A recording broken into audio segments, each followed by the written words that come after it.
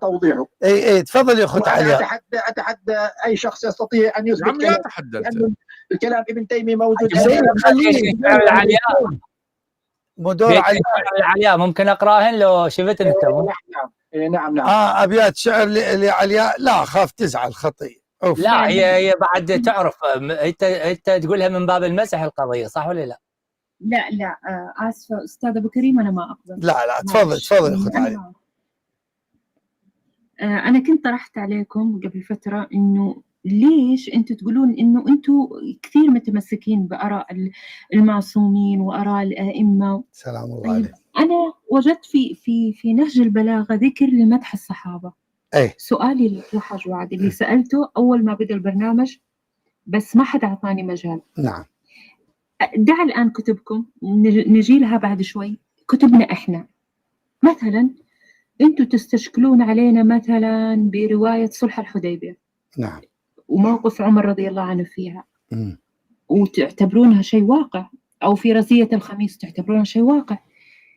بس مثلا الرواية اللي جابها لك أبو عائشة، ما نفعني مال مثل ما نفعني مال عثمان. مال أبو بكر. مثل ما نفعني مال أبي بكر. طيب تقبليها؟ هذه نفس صحة هذه ليش تاخذونها وهذه ليش تاخذونها؟ أطلب مداخلة في هذا الخصوص. تفضل. أنا ما كملت. خلي تكمل أبو أحمد. خلي تكمل. تفضلي. أنا ما كملت. سؤالي لك يا حاج وعد، أنتم كلنا راح نوقف أمام الله، والإنسان لازم يكون عنده مصداقية، ما ياخذ على هواه.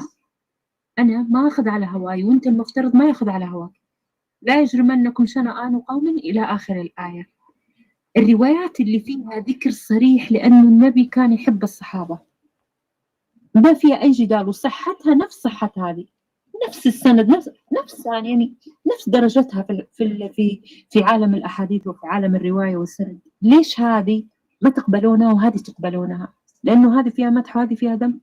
يعني ممكن تجاوبني بصراحة حاج وعد، أو السيد أبو كريم أو السيد ميتم، ما في مشكلة. تفضل يا أبو أحمد. أنا أجاوبك ينفع أنا ولا أنا أوكل أبو أحمد وبعدين أبو علي المصري. أبو أحمد تفضل. الله يحفظكم، حياكم الله. اللهم صل على محمد وآل محمد الطيبين الطاهرين.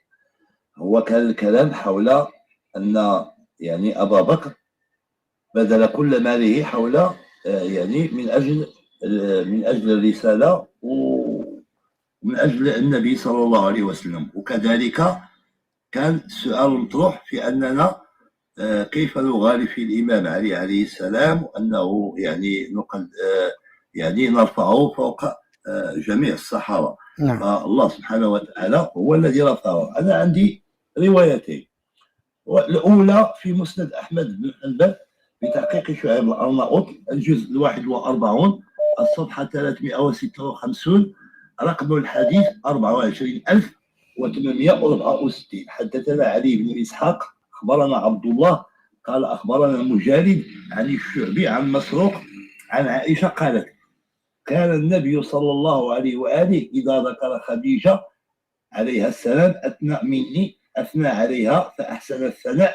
قالت فغرت يوما فقلت ما أكثر، المهم فيها جملة مهم اعذروني ناقلكم ليس بكافر، فقلت ما أكثر ما تذكرها حمراء الشدق قد أبدلك الله عز وجل. هذا شنو علاقته بسؤالي؟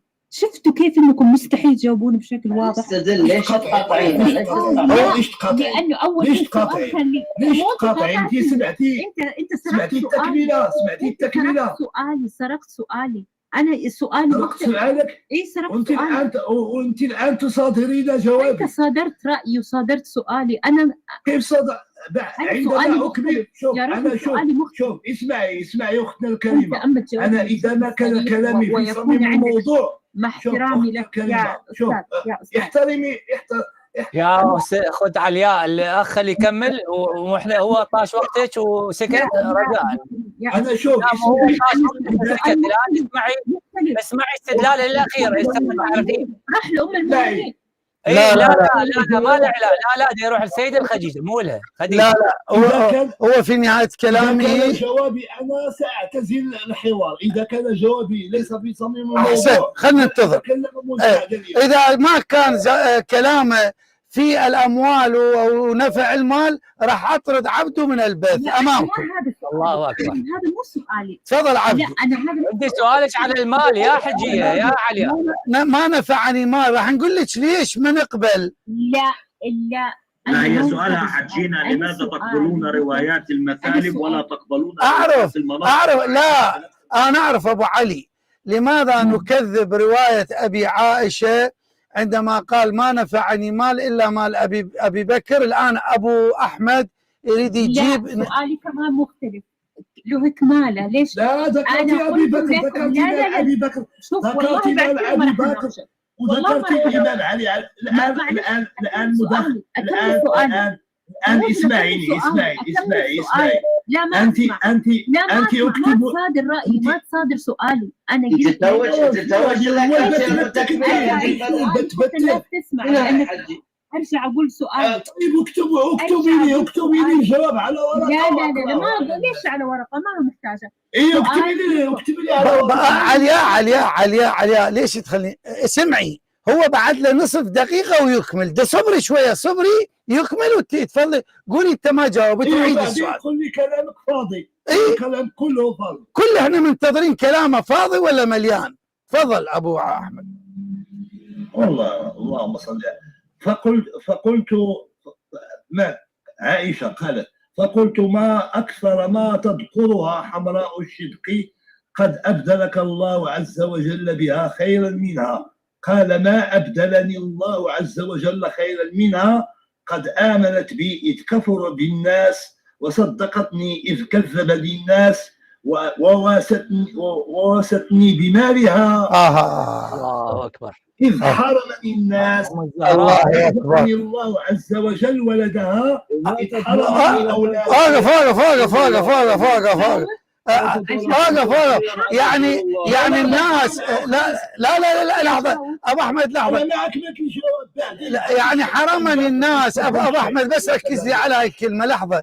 يعني حرمني الناس، يعني أبو بكر حرمني، كلهم حرموني، وخديجة أم الزهراء هي التي وقفت. الله أكبر. كمل ما تتقبل حديث صحيح، وهذا سند حسن في المتابعات. أجاوب حقي أجاوب. لا بعد خلي يكمل الرواية، بس يكمل الرواية. والله إنكم ما هذا يكمل يا علياء. مو هذا أنت سألتي، خلي يكمل.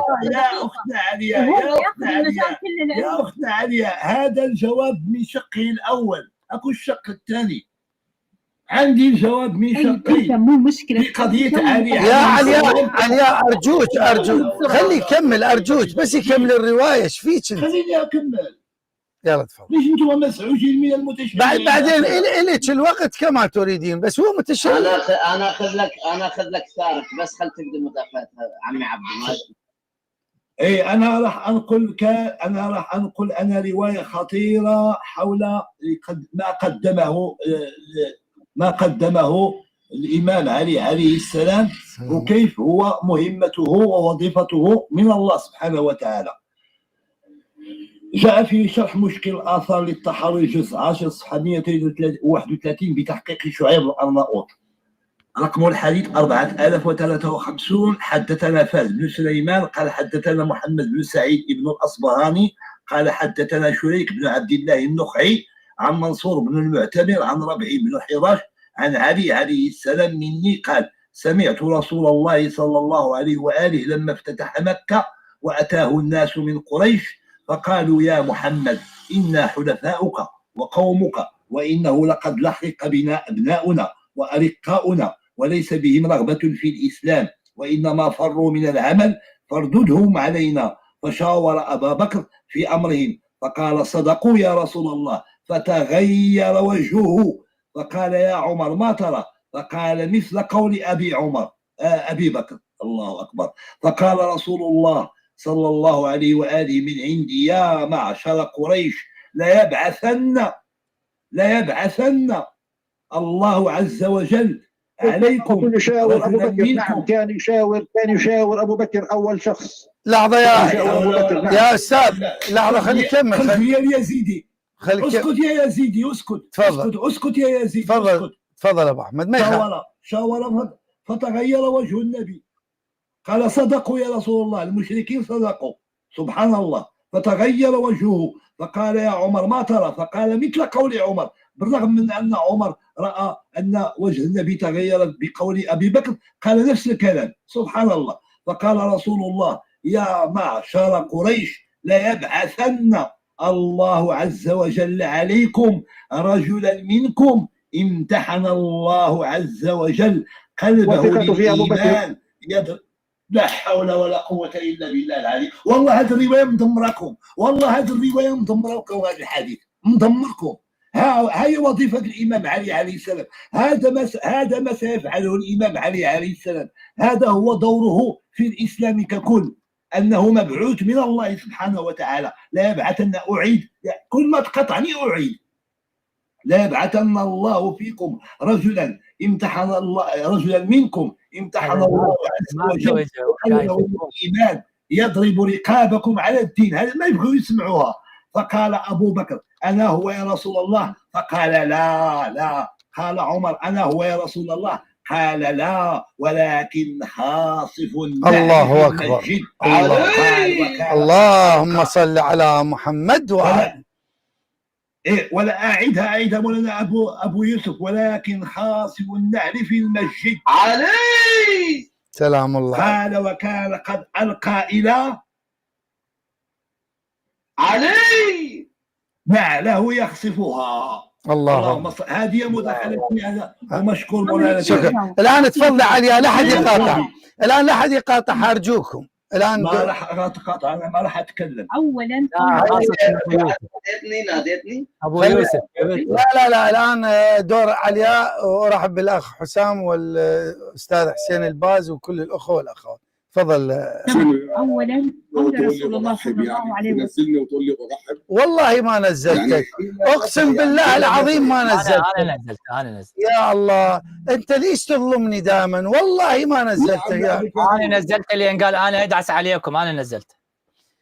طيب تفضل علياء. تفضل. عليكم قلت ادعس ولا ابالي يا ابو كريم. اي هو نفس الشيء، يعني شنو تدعس على من يعني؟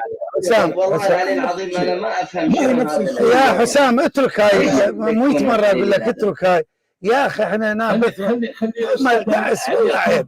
دعس الكلام الذي قلته الحمد لله عليه السلام. يا حسام والله ما تنفعكم. شوف اخ حسام انت باقي الاخوه صدقوني، هذه ما تطول شارب ولا ترفع من مستوى انسان. انا ادعس، انا بوم، انا ما اعرف منه، انا الكذا. خلي دائما الحوار بمحبه واخوه. الاسم يخوف لوحده يا حاج واحد اللي بتشوف الاسم. نقطة نظام. انا ايش قلت لك؟ لحظة، انا قلت لك انا اللي حنزلك جيب الرواية واقراها، صح ولا لا؟ لحظة، انا مو قلت لك انا اللي حنزلك جيب الرواية مع السند واقراها؟ لا تعرف قرآن، ايش داعس انت؟ دقيقة يا دقيقة، انا قلت للحج واحد، قلت له انا حصعده لما يرجع الروايه. دور علياء يا اخوان، هاي مو دور البنت، انا قدمتها علياء دورها، ليش تقاطعوها؟ تمام يا حاج وعد. حجي بس حجي وعد، تدري ليش هم هيك يسوون؟ هم حكي ابو يوسف. هاي شلون ابو يوسف؟ دور علياء يا ابو يوسف. تدري ليش حجي؟ تدري ليش هيك يسوون؟ لان قدوتهم، والله اليوم مر علي مقطع هذا اللي انت ناظرته وانت معصب عينيك، انا اقول مداخلتي وليد طرابيزه ما ادري شنو اسمه، يحكي ويا واحد، يسال واحد والشخص يتكلم يقول له بوم هيك مرات اربعه. هاي قدوه هذه، هذا قدوه حسام. تفضل علياء يا اخواني، لا تخوضون يا حسام. ابو يوسف لا ما يحتاج اسف، بس يا اخوان ارجوكم رجاء، يعني شلون انت تترك البث؟ والله يعني انت والله تعبت، والله تعبت يا اخواني. يتفلق الوليد طرابيزه. تفضل اخت علياء. سمعك شهيده معود مكان الساعد حجي وعد تسوي شو اسمه، يلا يسلمك. تفضل. هذا واحد سافل هذا حسام زباله. اولا رسول الله صلى الله يا عليه حق وسلم واد، الزباله ابوك وانت. والله زباله وكلب الكلب. ابوك الكلب ابنك ابن الساقطه ابن الكلب ابوك وامك الكلبه.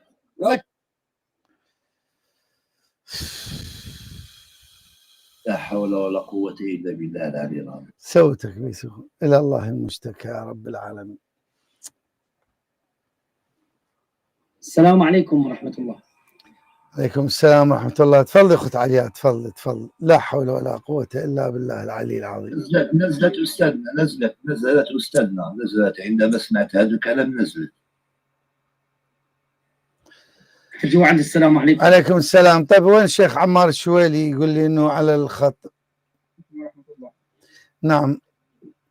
يا اخوان السلام عليكم حجينا. السلام عليكم. عليكم السلام. بس اريد اقول شيء قبل ان يتكلم. انا وعمار شوي. هذا حجي، هذا سباب الان حاطكم على البث ويسبيكم ويقول لهم هجموا عليهم وعلى حج وعد. هذا شوف اللعين.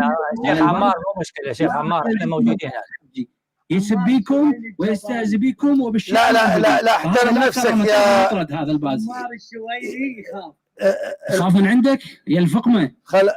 لو تستحي خلاص طردناه كرمك وقال لهم الاخ الباز. لو سمعت حجي قال لك الاخ الباز، قال لهم الاخ الباز على الانتظار نصعده، وانت تضحك وتقول لهم شوفوا وعد سديت تعليقاته وروحوا هجموا عليه سبوه. انت عندك شرف وكرامه، ما لك كرامه انت يا اخي. والله عجيب يا شيخنا والله العظيم. يا اخت عليا يا حسام أنا ما أدري يعني أنا ذنبي إنه يعني والله ما أدري ذنبي أحترم العالم. هل الآن في هذا الزمن إنه الإنسان اللي يحترم لو محترم على قولة طيب نكمل الرواية. تفضل يا أختي. الله يرحم أبوك، أحسنتي على هذا. نكمل بس اقول كلمه. لا شيخ عمار لحظه. لا قبلك بس بيت شعر انزل ما عاد اليوم طيني مجال اريد اقول شيء خص. اريد اقول بعض هؤلاء المحاورين كما قال الشاعر لابد للصياد من صحبه الكلب. بس هاي شكرا. اريد اقول شيء خص شيخ عمار. ابقى شيخ عمار الان بعث لي هو الشيخ عمار بعث لي تسجيل لاحد الاخوه من مصر. أنا أقول أخوة والله العظيم يعني أتمنى أنه علياء تدخل إلى بث الشيخ عمار الشويلي وتشوف الفيديو. أنا ما أدري إلى هالدرجة وصلت الحالة. والعلة كما ذكر الأخ الشيخ عمار الله يحفظه، العلة بكل صراحة بأخوتنا. مفروض هكذا أناس لا يذهب لهم ولا يتكلم معهم ويقاطعون نهائيا. الذي يسيء بهذه الطريقة ويا ليت هو عنده يعني. شوفوا اخواني انا عندي كلمة أخيرة أقولها. أنا عندما يأتي إنسان ويسبني إنسان وأنا أصبر عليه يقولون هذا حليم. لماذا؟ لأنه جاء إلى بيتك وأنت تحملت. لكن أنا إذا ذهبت إلى مضيف من المضايف وتناولني بشيء وبقيت يسموه بلا كرامة. مرة أنت حليم، قائد، شيخ، ملك، ما أعرف إيش، حليم. ومرة من تذهب أبد ما تقبل الإساءة. فبدل ما سمعوا كلام الشيخ عمار الله يحفظه، كل الذنب من هؤلاء اللي يذهبون حقيقة، كل الذنب منهم. وإلا إحنا هنا بالأخوة والمحبة نتناقش. لابد وأن نجلي هذا الأمر ويصيرون على مستوى يليق بالنقاش. الآن الأخوة طردوا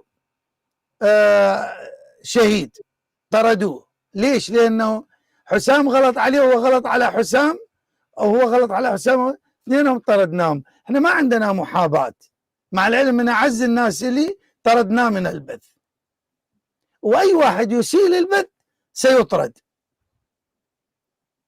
الأعراض ممنوع الكلام فيها، دول مصر السعودية ما أعرف إيش يتكلم ممنوع، النقاش علمي وباحترام. واسمعوا سماحة الشيخ عمار الشويلي اللي أنا أحبه واحترمه، أنه اسمعوا الشريط اللي نزله الأخير فيديو، اسمعوا المنطق اللي تكلم به الشيخ عمار وهو صح وأنا أؤيده، واسمعوا منطق الآخرين. أدعو الجميع إلى سماع هذا المقطع. تفضل يا أخت علياء. جزاك الله خير حجي، ممتن لجنابك الكريم. وحقيقة قبل أن تتكلم الأخت علياء، أنا اللي قهرني أنت مخليه على الليست على الانتظار، وتقولهم أنه دور حسين الباز، الأخ حسين الباز، وهو بذات الوقت يسمع الكلمة ويقول لهم أخوتي هجموا عليه سبوه خليه يغلق التعليقات بنفس الوقت. يعني خجل عجيب والله. إكرام. أنا دائما أقول له أخي أستاذ، يعني حتى بعض الأحيان بالكلام أقول علياء، دائما أقول أخت علياء. الاحترام عيب واجب. سجلت شيخ عمار؟ عندك تسجيله؟ أنا أخوك، أنا أعرف بعض النماذج. لا تتدخل بالإدارة شيخ عمار، إذا تتدخل بالإدارة أتخذ وياك إجراء. ما أتدخل بس اقتراح فقط. أقترح وما قال اقتراح، يعتذر أمام الجميع ويتعهد بأنه لا يسيء. من هو ذلك؟ هذا حسين الباز. هو والله عجيب، يعني مرة لازم واحد منهم ما يسيء يا شيخنا مرة تكلم عن تفسير الصافي أيضا، والله ما أعرف تفسير، قال إنه تنصيب إلهي، لزمته هرب. المرة الثانية اجى قبل يومين على الجمع بين الأختين، هم لزمته بالجمع بين الأختين، قلت له اعطينا المصدر. يعني أنت حجي كل مرة يطب لك لزمته، اعطيني إياه مرة، خلي مو حسين الباز، خليه يمشي بلاي الباز بس حسين. مو شكرا جزيلا حاج. مو انت سيدنا ما تقدر تلزمني انه شوي. هو ذاك اليوم فتحنا له كاميرتين هنا بالبيت، ما واحده ما نسمع صوتك شيخ عمار. طيب كمل حجي. اقول شكرا جزيلا. لا اقول يوم الاثنين اذا ما تجينا اسوي لك حظر من القناه، اذا يوم الاثنين تعال ان شاء الله. حجي والله العظيم انت تعرف، انت من جيتني البيت قلت لك السعيد من اكتفى بغيره، انت محاط. ما يخالف بس تعال لك يا اخي، الله يحفظك، ما يخالف بس تعال لك نص ساعه. اكمل كلمتي حجي، لا تقمعني ارجوك. وانت درة التاج، الله يحفظك. وهؤلاء الاخوه من حولك، سيد ميثم، ابو كريم، جميع الاخوه ما اللي ما اذكرهم واذكرهم. فانت يعني انا وجودي يصير عبث. هذا ذكرتني بهاي المؤمن وسولفتها. اسمحوا لي اخت علياء، راح اسولفها باللهجه العراقيه بس كنت تفهموها. هذا عموما قباله واحد احنا باللهجه العراقيه نسميه شقندح، يعني شلون نقول نبي كلاوتشي مشينو، المهم صاروا بعزيمه.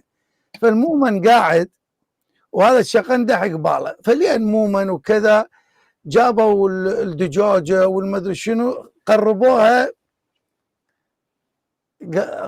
وين؟ على المؤمن. هذا ضاج كل اللحم يمه وكذا وما ادري شنو ضاج. قال له هذا رادي لعبه للمؤمن، صينيه كبيره. قال له مولانا تدري بالدنيا كرويه وتلف، هيك تلف وتلف، لف الدجاجه عنه. المؤمن ايش قال له؟ قال له عمي رد لا تقلبها بينا، رد لا تقلبها. عجيب، هاي بها تتم القصه. تدري الشيخ عمار ما يسكت عن الغزوات. واحد قاعد افندي لابس قميص اسود ورباط اسود قبال الشيخ، فهذا ايش سوى؟ قام يحفر جو الدجاجه فطاحت قدام المفرع. ايش قال عرف الفضل اهله فتقدما. الشيخ ايش قال له؟ قال له لا، كثر النبش تحتها فتهدما. والله شكرا جزيلا. الله يعوضك شيخ، شرفتنا الله يبارك. تمام. اول شيء انا لما ذكرت الروايه انه قال ما نفعني مال مثل مال ابي بكر، بعدين استشكل علي الأستاذ حفظه الله برواية في الصحيحين من حديث واللي رويتها السيدة عائشة رضي الله عنها، تمام، إنه قال صدقتني عن أم المؤمنين خديجة عليه السلام، صدقتني والله ما أبدلني الله خيرا منها، آمنت بي حين كفر الناس، وصدقتني إذ كذبني الناس، وواستني بمالها إذ حرمني الناس. تمام. هذه الرواية يا سيد وعد لا تناقض هذه. هذه الرواية يتكلم الرسول عن زمن ما قبل البعثة عندما تزوج السيدة لا ما هي زيادة منك ما في قال قبل البعثة، قال نفع المال. نفع المال هي السيدة خديجة متى توفت؟ توفت في عندما حوصروا في الشعب لا وين بعد عام الحزن عام 13 يعني قبل الهجرة بسنة حوالي. ايش بيك انت؟ تمام. بينما حديثه عن أبي بكر ومال أبي بكر كان في غزوة تبوك عندما أعطى، يعني هذه ما لها. لا وين أبو بكر؟ طيب أنا حبي أكمل يا رجل. خلوها تكمل أرجوكم، خلوها تكمل. كلام غلط. لحظة. كون إنه خديجة رضي الله عنها وقفت مع رسول الله وصديق عمره وقف معه، هذه لا تناقض. يعني إذا أبو بكر ختم شلون ابو بكر بغزوه تبوك؟ عثمان لا أكمل يا رجل، أنا ما قطعت. طيب ليش تقاطع؟ لا ما بس اصحح المعلومه لكم لانه الناس تسمع. عثمان هو الذي تقولون جهز جيش العسره في تبوك. معلوماتك خاطئه يا رجل. أبو بكر أعطى كل مالي لرسول الله ما حتى يعطي أبو بكر يا أخي، هو رجل كان عبد في الجاهلية، من المال يعني، لا تاجر لا من عائلة كبيرة. لكن والله المشكلة عندك راجع معلوماتك، والله راجع معلوماتك. لا يا أستاذ معاوية، لا أنا قلت أبي بكر فيك ما تسمع يا رجل. أقول لك أبي بكر تقولون في تبوك. طيب بالله يا حاج هذا عدل؟ الصراخ عدل كذا يصير؟ يا أخي مو عادي. لا تناقشني أخت علياء لا تناقشوني. لا أنا ما هو عثمان أستاذة ديما، أنا ما كملت. هو عثمان يا أخوان رجاء واحد المايك رجاء هذا مو دوري يا أبو كريم. أي دور علياء، لا حد يقاطع رجاء.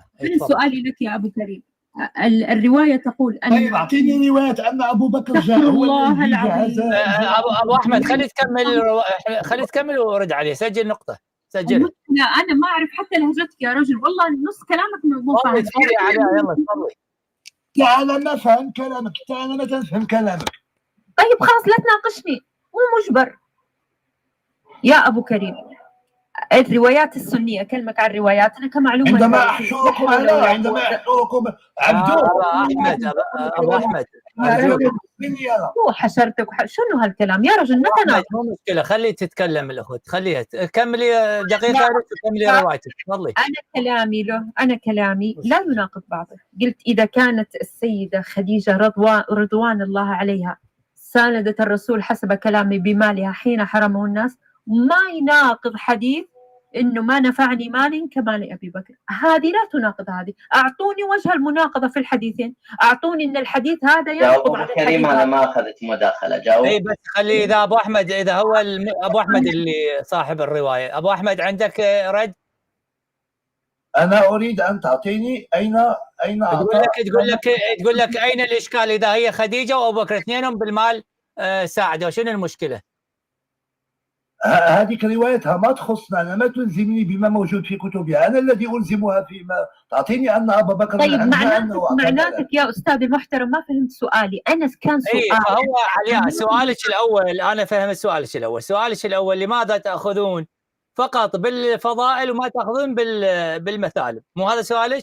لا اعكسها يا أبو كريم. قلت لماذا الرواية أو العكس. أنا أقول ليش في علم الحوارات المخالف يحتج بكتب المخالف، يعني أنت تحتجين بكتبي وأنا أحتج بكتبك، ما يجوز أنت تحتجين بكتبك لإثبات شيء من كتبك. لا أبو كريم أفهمك سؤال. مثلا نعم هو أعتقد دور أبو علي للرد على هاي الشبهة. خلي أبو علي يرد عليها هي، لأن ما فهمتوا سؤالي، بس أفهمكم سؤالي.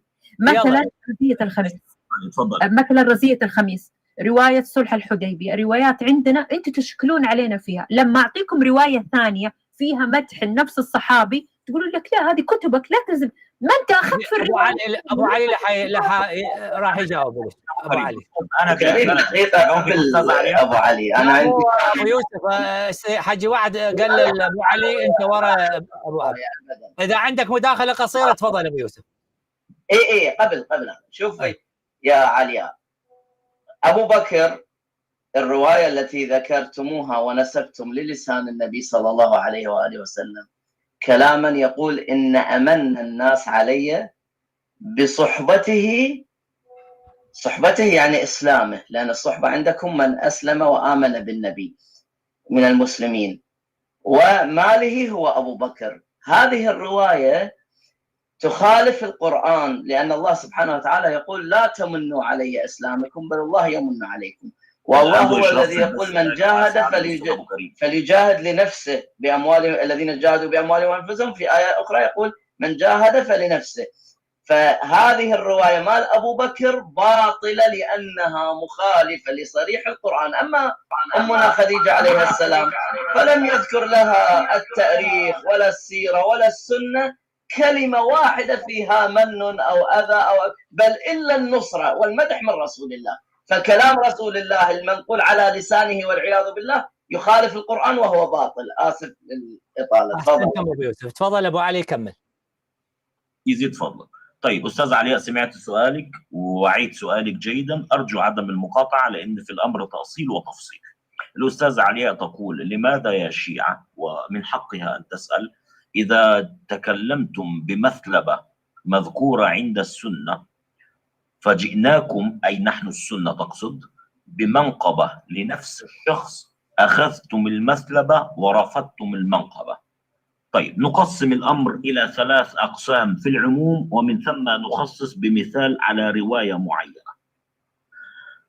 إما من باب العلمية والمنهجية، إما أن نقبل بكل الروايات مثالب ومناقب لنفس الشخص، ويكون بذلك أن هذا الشخص قد فعل شيء حسن أو شيئا حسنا، ومن ثم انقلب ففعل هذه المثلبة، فنحكم على إجمال أعماله أو جملة أعماله بأنه كان صادرا منه في البداية أمرا حسنا، ومن ثم انقلب أو تراجع أو نكث أو ما إلى ذلك. هذا أولا. الأمر الثاني، إما أن نرفض المنقبة والمثلبة لأن كلاهما قد صدر من نفس المصدر عن نفس الشخص، ويكون بذلك قد أسقط المستدل به عندكم عن بكرة أبيه. إما أن تقولوا نأخذ فقط المنقبة ونترك المثلبة، ومن ذكر المنقبة هو من ذكر المثلبة، وبها أيضا إسقاط للمسألة أو للمصدر المستدل به عن بكرة أبيه. الخيار لكم، أنا أطرح فقط الحلول. الآن نتطرق للخصوص، نذهب لمسألة معينة ونراها. تقولون أن مال أبا بكر أو مال أبي بكر يعني مضاف إليه، تمام، قد نفع به رسول الله صلى الله عليه وآله وسلم. والله ما نرفض، لكن عندي سؤال واحد. إن قلتم أن أبا بكر كان فقيرا وفي بعد الهجرة أصبح غنيا فأتونا بالمصدر على ذلك، وإن قلتم أنه كان غنيا في الجاهلية وبعد البعثة وبعد الهجرة فسؤالي كالآتي: أين مال أبي بكر بالدليل الصحيح في مساعدة النبي في شعب أبي طالب؟ وألتزم الصمت انتظارا للجواب إلى يوم القيامة. كملت؟ تفضلي علياء. تمام. أولا سؤالك يا أستاذ، راح أبدأ بالنهاية. سؤالك عن الشعب، هو كيف أبي بكر رضي الله عنه سيساعد إذا كان الشعب محاصر؟ بس فهمني هذه النقطة حتى نكمل. كيف راح يساعد إذا كان معمول عليهم حصار؟ هو كيف كان راح يساعده؟ تفضل. الحصار كان كالآتي: اجتمع وزراء وكبراء قريش بأن يمنعوا التجارة والبيع لهؤلاء المحاصرين في هذا الشعب. فهل تقولين بأن أبا بكر كان يتنغم في الثريد وينعم في الثريد تاركا صاحبه؟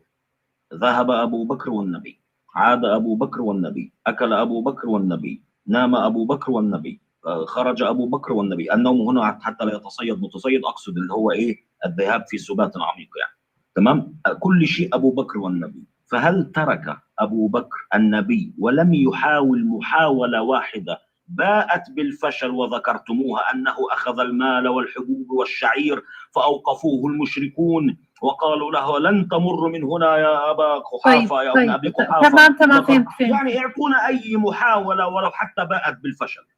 طيب إذا كان أبو بكر في روايات، أبو بكر رضي الله عنه في روايات هو نفسه كان حسر مع النبي، هو نفسه كان في الشعب مع النبي، وكيف يساعده هو محاصر معه؟ اقرأي علينا الروايات. إذا أثبت لك إنه أبي بكر رضي الله عنه كان محاصرا مع النبي صلى الله عليه وسلم في الشعب، تعترف بذلك؟ يلا تفضلي، انا تفضلي ادينا المصادر، انا مش مجال اعتراف، انا اديني مصادر، تفضلي اقراي.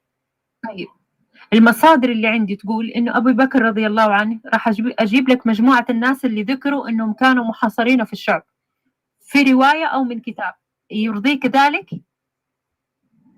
تفضلي استمع اولا ثم اقول لك يعني. تمام، اعطيني فقط اقل الدقيقه حتى احضر الاسماء، اقل الدقيقه. طيب خذي وقتك علياء، خذي وقتك. الاخت ديما عندك مداخله اختنا؟ اي طيب، السلام عليكم ورحمه الله تعالى وبركاته. الاخت علياء تقول انا اخالف الاخوه الشيعه كلهم انه كان غني، ابا بكر كان غني، لماذا لم يقدم الصدقه؟ والله تعالى امر يا ايها الذين امنوا اذا ناجيتم الرسول فقدموا بين يدي نجواكم صدقه. لماذا ابا بكر لم يقدم؟ لحظه ابو كريم بس المداخله الاخيره. طيب اذا تسمحين استاذ عبد الله دقيقه عدف الشيء ديما، دقيقه شنو عفوا؟ انا اقول لك عبد الله سني طالب قسط. عبد الله اي مو مشكله. صعدوا. السلام عليكم. عليكم السلام عبد الله، بس دقيقه خلي الاخت دينا تكمل وان شاء الله نجي له. تفضلي يا اختنا. طيب وإذا كان أيضا غني لماذا لم يعطي ابنته عائشة التي وصفها في حديث أم زرع في صحيح مسلم، شبهت بأم زرع، توصف حالها أم زرع أنها كانت فقيرة في بيت أبيها حتى أنها لم تستمع لصوت صهيل خيل بل حمار أجلكم الله تعالى. لماذا لم يعطي نفقة إلى ابنته عائشة وهي كانت تحت رسول الله، بدل أن تفرض على رسول الله إعطاء نفقة ويتنزل فيها آية تهين السيدة عائشة بسبب أنها تطلب من رسول الله نفقة أكثر من طاقة رسول الله، حتى يأتي أبوها بدل أن يضربها يعطيها نفقة وهي تحت رسول الله ويسكتها. أريد جواب، لماذا لم يعطي نفقة للسيدة عائشة؟ ولماذا لم يقدم أبا بكر صدقة لكي يرى رسول الله؟ تفضل. إن شاء الله، أحسنتم ديما، حياكم الله. طيب خلينا نشوف أستاذ عمر، أنت من أهل السنة أستاذ عمر؟